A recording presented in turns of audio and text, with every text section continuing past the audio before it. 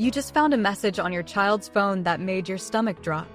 In that exact moment, the instinct to confiscate the device and handle it alone quietly damages the relationship your child needs most right now. But the standard advice about just blocking the app gets the recovery process completely backwards.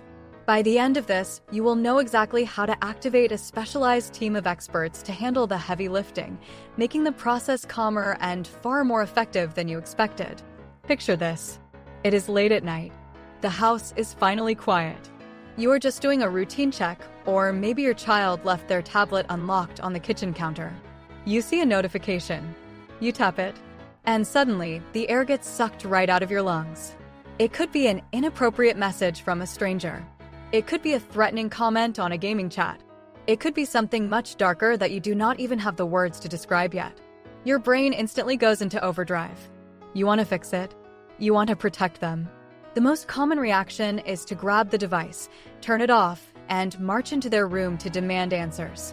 But here is the part most parents miss. When we react with pure panic, our kids do not see us as their safe harbor. They see us as another source of danger. They shut down. They hide things. And worse, we accidentally destroy the very evidence we might need to actually stop the person who is hurting them. But that is only part of the story. Because you do not actually have to fight this battle by yourself, and you do not have to be a cybersecurity expert to fix it. There is an entire infrastructure built specifically for this exact nightmare, and it is sitting right there in your country, waiting for you to use it. Think about what would happen if you had a dedicated team of professionals whose entire job was to step in, neutralize the threat, and guide your family through the fallout. That is not a fantasy. That is the actual, day-to-day reality of your National Child Online Safety Team. Most people have heard of them in passing, maybe in a news headline, but almost nobody actually knows what they do behind closed doors, or how incredibly accessible they are when you really need them. Let us clear up a massive misconception right now. When you hear the word safety team, you might picture a room full of stern investigators in suits, ready to interrogate your child or judge your parenting. That is not what this is. These teams are essentially the bridge between families, law enforcement, and the massive tech companies that control the platforms your kids use every single day. Their primary job is not to punish your child for being in a bad situation.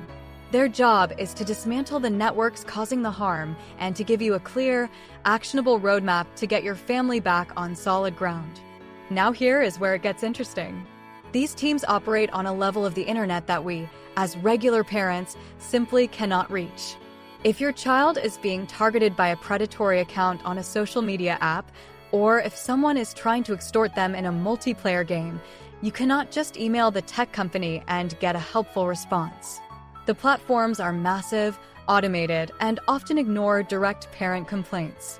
But when an official safety team submits a report, it bypasses the automated bots. It goes straight to the trust and safety executives who have the power to freeze accounts, preserve digital evidence, and hand that data directly to the right authorities. Imagine the relief of knowing that the person harassing your 10-year-old is not just getting their account deleted, but their entire digital footprint is being preserved and analyzed to stop them from doing it to someone else's child. That is the real power of these teams. They do not just put out one small fire. They track the arsonist. If this is helping you feel a little more grounded in a digital world that often feels like it is moving too fast, subscribing is the easiest way to keep these practical parenting ideas coming. The digital landscape changes every single week, and you do not want to be caught off guard by the next big shift. So, how do you actually connect with them when the worst happens? This is where a lot of parents freeze. They think they need to have a perfect case file, a police report number, or absolute proof before they can reach out. Let me take that pressure off you right now. You do not need to be a digital detective. You just need to be a parent who noticed something wrong. The first step is to pause and preserve. I know every instinct in your body is screaming at you to delete the app, block the user, and scrub the phone clean. Do not do it yet. Take a deep breath. Grab a different phone or a piece of paper and just write down the basics. What is the platform? What is the exact username or handle of the person causing harm? What is the URL or the link to the specific profile or post? If you can, take a screenshot, but do not click on any suspicious links they sent you. Just capture the screen. That simple act of documenting the who, what, and where is all the initial fuel the safety team needs to start their engine. Once you have those basic details, you go to your country's official reporting portal. Every major country has one, and they are usually just a quick web search away. You fill out a secure, confidential form. You describe what happened in plain, simple language. You do not need legal jargon. You just say, my child is being contacted by an unknown adult on this gaming platform, or my teenager is being blackmailed with private photos on this social media app. And this one small shift changes everything. The moment you hit submit, you are no longer carrying the weight of this alone. You have officially tagged in the professionals. Within a short window, usually a few days, but sometimes much faster depending on the severity, a real human being will review your report. They will assess the risk level. If it is an immediate physical danger, they escalate it to local law enforcement instantly. If it is a digital harm that needs to be taken down, they initiate the takedown process with the tech company. But there was one real problem that parents often run into at this stage. They feel guilty. They look at the reporting form and think, am I overreacting? Is this really bad enough to bother these people? Let me be absolutely clear. If your gut told you to look at your child's device and your gut told you something was wrong, it is bad enough. These teams would rather investigate 100 false alarms than miss one child who is silently suffering. They are there for the grooming that happens in the comments section of a dance video. They are there for the financial scams targeting kids in virtual worlds. They are there for the cyberbullying that follows your child home from school and into their bedroom. Do not minimize your child's pain just because it happened on a screen. If you are feeling completely overwhelmed by the sheer number of apps, games, and platforms your kids are using, and you want a concrete way to set boundaries without starting a massive argument every night, I have something that might really help. There is a free sample chapter of a comprehensive guide on parenting in the digital age linked right below in the description. It breaks down exactly how to navigate these tricky conversations and set up safety nets that actually work without ruining your relationship with your kids. Just grab the free chapter linked in the description, and it will give you a massive head start. Let us talk about what happens after you make the report, because the digital cleanup is only half the battle. The other half is your child.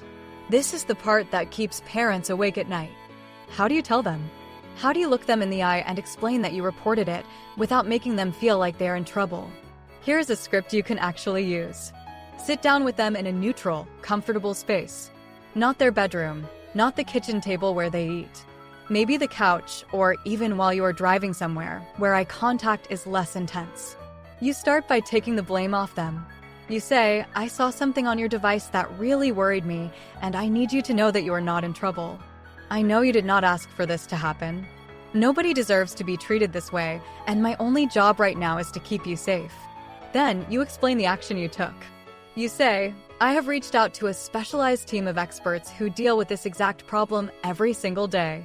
They are going to handle the technical side of making sure this person cannot hurt you or anyone else. You do not have to worry about the app, or the messages, or the person. That is my job now. Your only job is to talk to me and to let me help you feel safe again. Picture the physical relief that washes over a child when they hear that. For weeks, maybe months, they have been carrying a secret that felt too heavy, too scary, or too embarrassing to share. They thought they were going to lose their phone. They thought you would be mad at them for clicking the wrong link. When you step in not as a punisher, but as a protector who has called in reinforcements, you rebuild their trust in you. You prove that the real world is still safer than the digital one, because in the real world, they have you. What happened next surprised even me when I first started guiding families through this. The kids do not just recover. They become advocates. Once the threat is neutralized by the safety team, and the child feels supported by their parents, they often want to help others. They want to know how to spot the red flags next time. They want to help their friends. The trauma of the online harm is transformed into resilience simply because the adults in their life handled it with calm, decisive action. Now, I want to address the parents who are thinking, but my child will never tell me if something goes wrong. We have a massive disconnect at home, and if I take their phone to report something, they will just create a secret account. That is an incredibly valid fear, and it highlights why prevention is just as important as reaction. The safety teams are your emergency brake, but the daily connection you build with your child is the steering wheel. You build that steering wheel by having low-stakes conversations about the digital world when nothing is wrong. Ask them about the games they are playing. Ask them who they are playing with. Ask them if they have ever seen something weird or uncomfortable online, and praise them for noticing.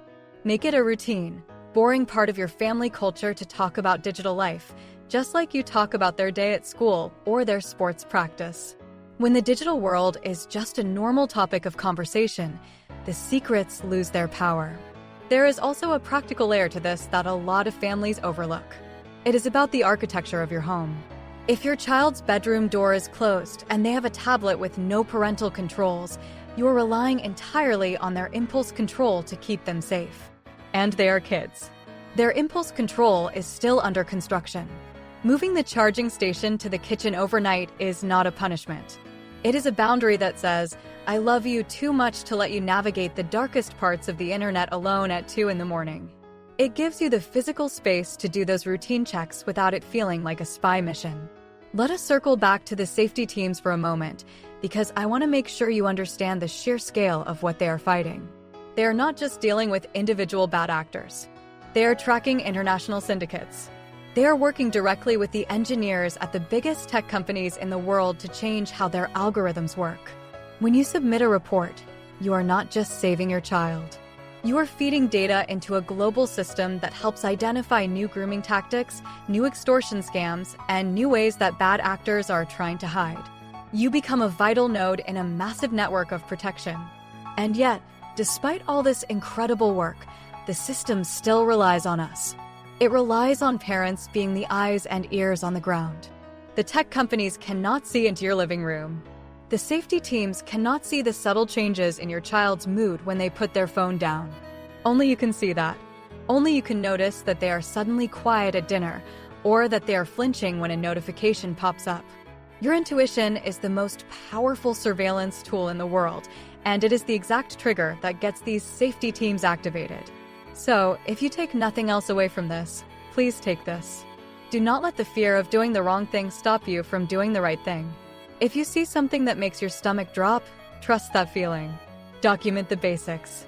Reach out to your national child online safety team. Let the professionals handle the digital heavy lifting so you can focus entirely on the emotional heavy lifting of holding your child and reminding them that they are loved, they are safe, and they are not alone. What is the one digital boundary or safety rule that has actually brought peace to your home? I would genuinely love to hear your story and learn from what is working for your family, so drop it in the comments below. The digital world is going to keep evolving.